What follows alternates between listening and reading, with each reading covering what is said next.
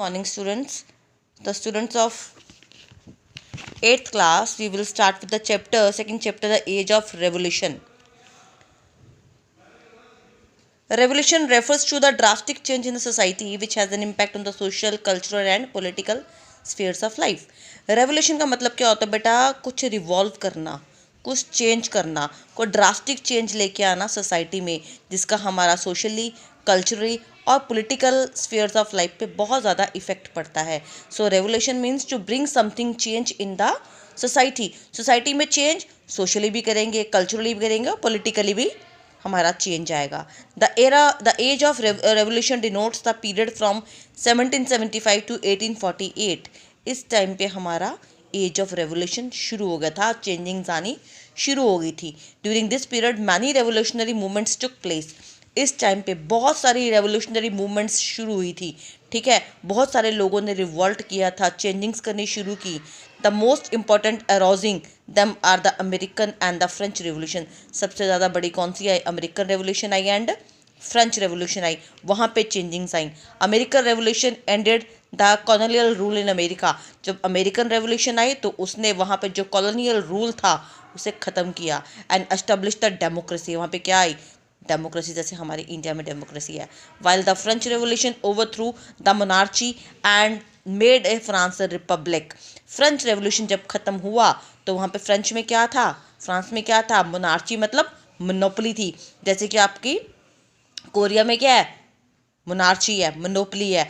और उससे क्या बनाया? फिर उसको रिपब्लिक बनाया. The American revolution also known as the American war of independence.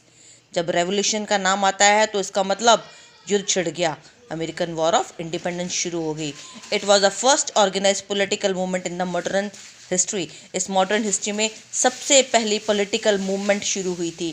There were 13 British colonies in North America at that time.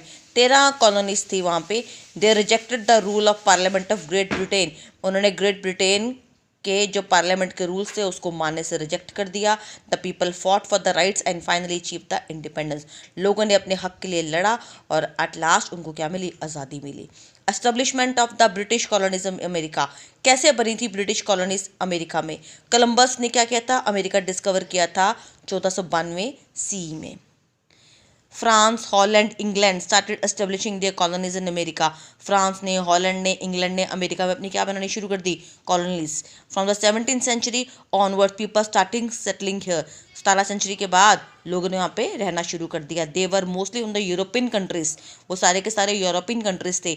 They came there to escape racism, poverty, religious persecution और criminal charges. वो वहाँ पे आए किन चीज़ों से बचने के लिए? रेशनलिज्म से, पॉवर्टी से, गरीबी से, रिलीजियस प्रोसिक्यूशन से या क्रिमिनल चार्जेस जो थे उन सब से बचने के लिए वहाँ पर आए.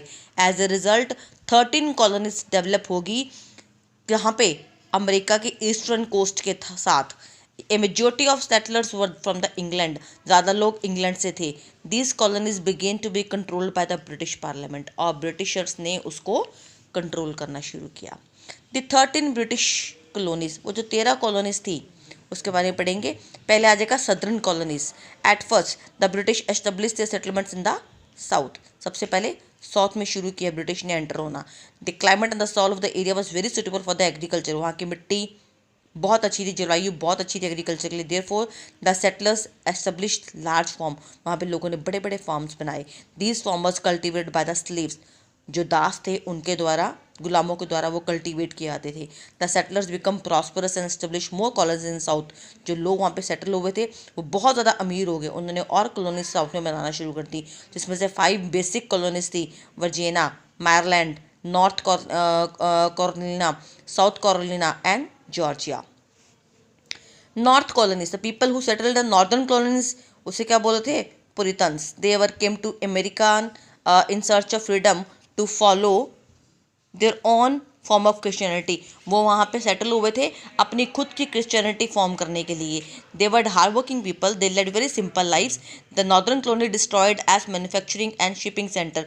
वो वहाँ पे डेवलप हुई मैन्युफैक्चरिंग और शिपिंग सेंटर के रूप में. There were no requirement of slaves in this colonies. वहाँ पे कोई रिक्वायरमेंट नहीं थी दासों की. They included 4 colonies: Rhode Island, Massachusetts and कॉनिच कनेक्टिकट और न्यू हेमिस्फीयर, ये 4 जो थी कॉलोनीज वहाँ पे बनी। Middle colonies, people from the all over the Europe, जो यूरोप से लोग थे वो यहाँ सेटल हुए। ठीक है। ब्रिटेन ग्रेजुअली टुक कंट्रोल और द कॉलोनीज, ब्रिटेन ही जा तो सारी कॉलोनीज के ऊपर कंट्रोल करता था। इसमें 4 कॉलोनीज आती हैं, न्यूयॉर्क, न्यू जर्सी, ठीक है, पेनिनसुला एंड डेलावेयर, ये 4 कॉलोनी जो थी वो यहाँ पे आती है। बेटा आपने इन तीनों के बीच में डिफरेंस करना है। ठीक है। Northern colonies, southern colonies and southern colonies and middle colonies, इसमें एक तो कौन सी 4 कॉलोनीज उनके बीच में आती हैं, कौन उनका मेन क्या था, कैसे वो सेटल थी, कैसे डेवलप थी।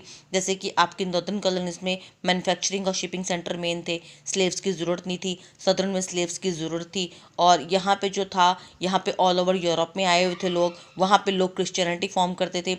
और सदर्न में क्या था, क्लाइमेट जो एग्रीकल्चर के लिए अच्छी थी। ठीक है। तो ये आपका डिफरेंस फॉर्म आते हैं जो आपने क्वेश्चन आपने करना है बेटा। आज का टॉपिक यहाँ तक है। Thank you and have a nice day.